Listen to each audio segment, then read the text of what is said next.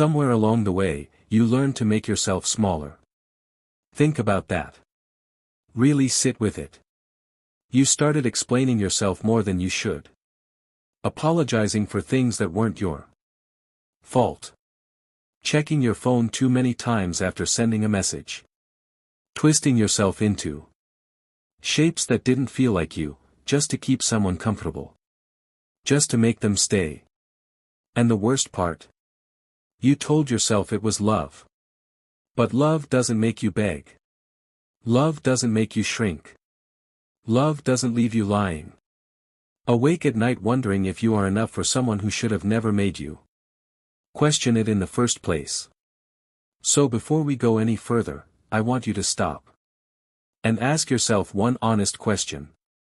When did I start accepting less than I deserve, and calling it love? Hold that. Because everything in this audiobook is built around ending that pattern. For good. Let me describe something you might recognize. You give everything.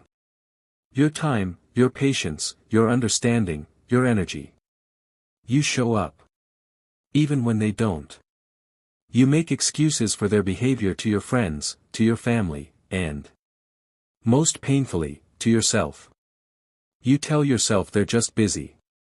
Just going through something. Just not great at expressing feelings. You convince yourself that if you love them better, harder, more patiently, they will finally see your value. They will finally choose you the way you choose them. But they don't. And instead of walking away, you try harder. You become more available. More forgiving.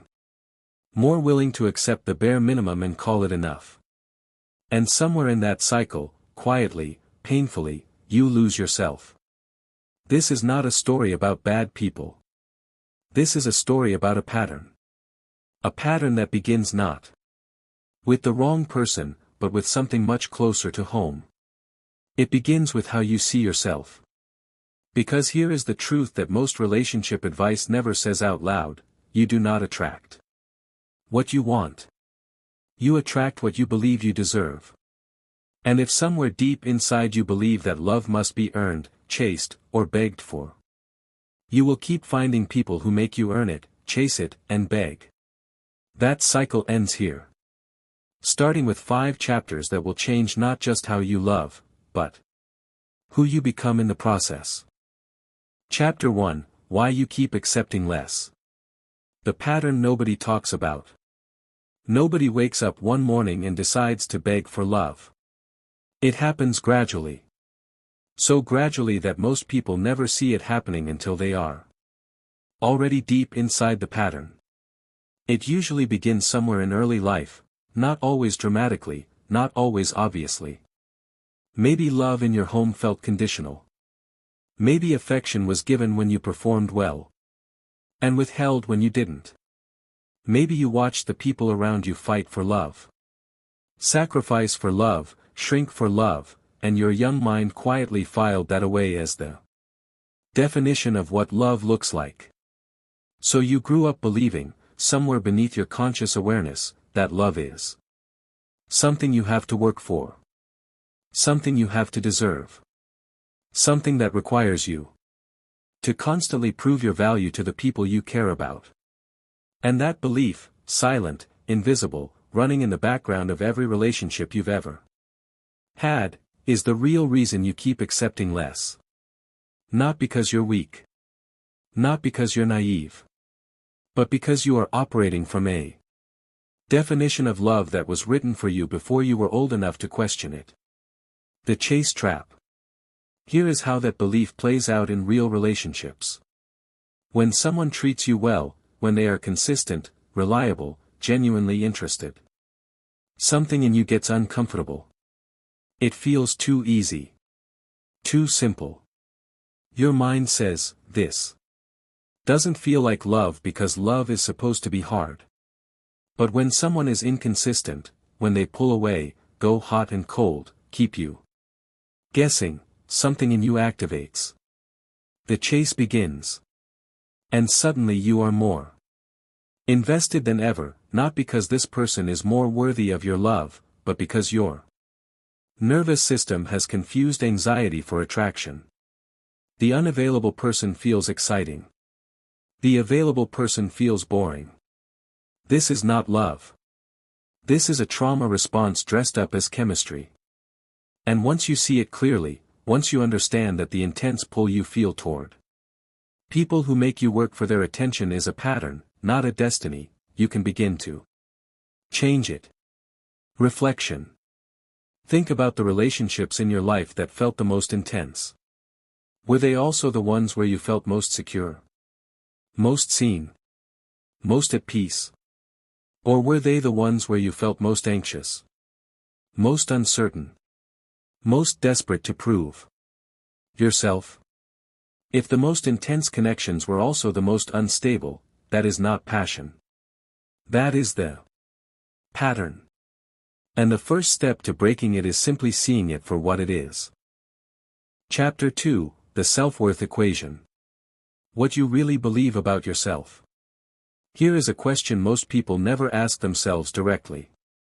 Do you actually believe you are worthy of consistent, uncomplicated love? Not love you have to earn. Not love that arrives with conditions. Not love that requires you to be a smaller, quieter, more convenient version of yourself. Just love. Given freely. By someone who chooses you on your worst days as readily as your best. If that description felt uncomfortable, if some part of you thought that's not realistic or I don't know if I deserve that, then you have just found the root of the pattern. Because self-worth is not something other people give you. It is not built by finding the right relationship or receiving enough compliments or finally being chosen by someone whose approval you've been chasing. Self-worth is built from the inside. Through the standards you hold for yourself. Through the treatment you accept, and the treatment you refuse. Through the quiet daily decision to act like someone whose love is valuable, whose time matters, whose presence is a gift rather than an obligation. The mirror principle. Here is something that will change how you see every relationship you've ever had. The people in your life are not accidents. They are mirrors. Not mirrors of who you are consciously, but mirrors of what you unconsciously believe you deserve. If you keep attracting people who are emotionally unavailable, it is because some part of you believes that unavailable love is the kind you are worthy of. If you keep attracting people who take more than they give, it is because some part of you has accepted an unequal exchange as normal. This is not blame. This is power. Because if the mirror reflects your beliefs, then changing your beliefs changes the mirror. When you genuinely begin to see yourself as someone worthy of deep, consistent, mutual love, the people who cannot offer that stop feeling like an option. Not because you reject them dramatically, but because they simply no longer feel like a match for who you are. Reflection. Where in your current or past relationships have you accepted treatment that you would be heartbroken to watch a close friend accept? Why did it feel acceptable for you but not for them? That gap, between how you protect people you love and how little you protect yourself, is exactly where the work begins. Chapter 3, Stop Performing. Start Being. The exhausting performance. When self-worth is low, relationships become performances. You become who you think they want you to be. You agree with things you don't believe. You suppress feelings that might make them uncomfortable. You become endlessly available. Endlessly accommodating, endlessly pleasant, even when what you actually feel is hurt, or tired, or quietly falling apart. And you tell yourself this is being a good partner. Being low maintenance. Being easy to love. But what you are actually doing is hiding. You are hiding the real version of yourself, the one with opinions, boundaries, needs, and edges, because somewhere you learned that the real version is too much. Too demanding. Too difficult to love. So you perform the version you think they want. And it works, for a while. They seem happy. The relationship feels stable. But there is a cost. The cost is that you are now in a relationship with someone who loves a performance, not a person. And some part of you knows it. That is why even when things seem fine, you feel lonely. Because you are not truly seen. The radical act of being real. The most powerful thing you can do in any relationship is simple, terrifying, and completely underrated. Be yourself. Fully. Without apology. Speak what you actually think. Express what you actually feel. Ask for what you actually need. Hold the boundaries that actually matter to you. And let people respond to the real version of you, not the curated, palatable, endlessly accommodating version. Some people will leave. That is not failure. That is filtering. Because the relationship that survives your authenticity is the only one worth having. The love that stays when you stop performing is the only love that is real. Reflection. Where in your current relationships are you performing rather than being? What part of yourself have you been hiding, not because it is wrong, but because you were afraid it would cost you someone's approval? What would change if you let that part be seen? Chapter 4. Boundaries are not walls, they are doors. The misunderstood boundary. Most people who struggle with begging for love have the same relationship with boundaries. They either have none, accepting everything, saying yes to everything, giving everything. Or they swing to the other extreme after enough pain, building walls so high that nobody can reach them at all. Neither is a boundary. A wall says, nobody gets in. A boundary says, here is what I will and will not accept, and I hold that line with warmth, not warfare. Boundaries are not punishments. They are not ultimatums. They are not cold or aggressive or selfish. Boundaries are self-respect made visible. They are the way you communicate, to others and to yourself, that your needs matter. That your time has value. That how you are treated is not negotiable regardless of how much you love someone. What happens when you hold a boundary? Here is what most people fear when they think about setting a boundary with someone they love. They fear rejection. They fear the other person pulling away, getting angry, deciding they are too difficult. And sometimes, that does happen. But here is what also happens, and what almost no one talks about. When you hold a boundary calmly, clearly, and without crumbling, something shifts in the dynamic.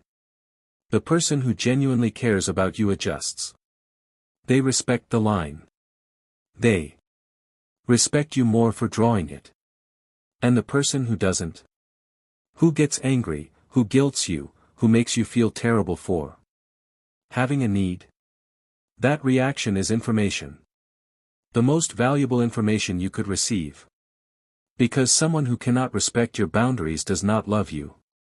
They love the access you gave them. And that is not the same thing. Reflection. What is one boundary you have needed to set, in a relationship, past or present, that you kept letting slide because you were afraid of the response? What did that cost you? Your peace. Your self-respect. Your sense of who you are. What would you tell your closest friend to do in that same situation? Now ask yourself, why don't you deserve that same advice? Chapter 5, Love That Doesn't Cost You. Yourself. What real love actually feels like. Real love is not the feeling of relief when someone finally texts back. Real love is not the high that comes after a fight resolves. Real love is not the intense, desperate pull toward someone whose attention is inconsistent. Those feelings are real, but they are not love. They are anxiety. They are the nervous system flooded with uncertainty, craving resolution, mistaking the relief of tension breaking for the warmth of genuine connection. Real love is quieter than that. More steady. Less cinematic. Real love feels like safety. Like being able to be completely yourself without bracing for the impact. Like disagreeing and knowing the relationship will survive it. Like having a bad day. And not having to manage how that lands for someone else. Real love does not ask you to beg. It does not keep you guessing. It does not make you feel like you are always one wrong move away from losing it. Real love shows up consistently. Without performance. Without conditions. And you will only be available to receive it when you stop accepting everything else as a substitute. The new standard. From this moment forward, the standard is simple. If a relationship requires you to shrink, it is not the right relationship.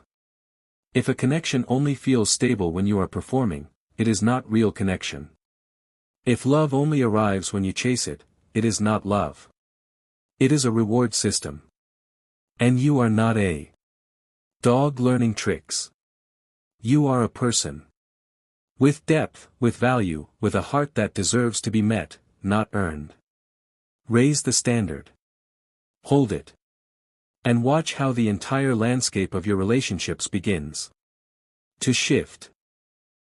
Action plan. Your path forward. Here is what changes, starting today. Not someday. Today. Step 1, see the pattern. Write down the relationships, romantic, friendship, family, where you have consistently given more than you received. Where you have shrunk, performed, or begged.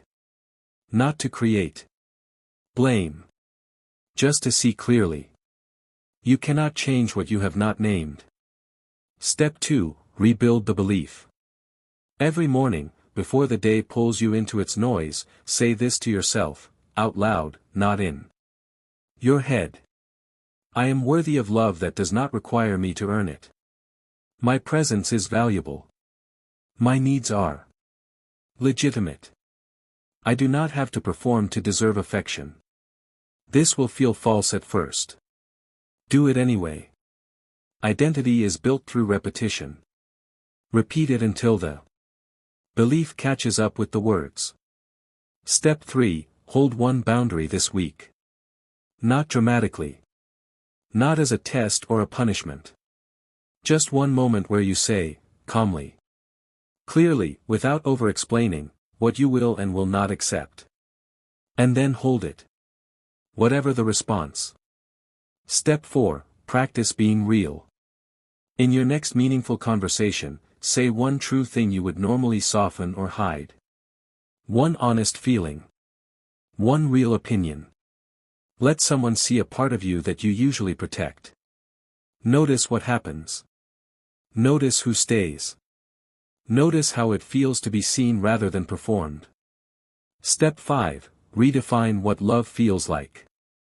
Start noticing the difference between the love that makes you anxious and the love that makes you feel safe. Begin moving towards safety. Begin trusting steadiness over intensity. Begin choosing the relationship that does not cost you yourself. The final truth. You are not too much. You are not too needy, too sensitive, too emotional, too difficult, or too broken to be loved. Completely.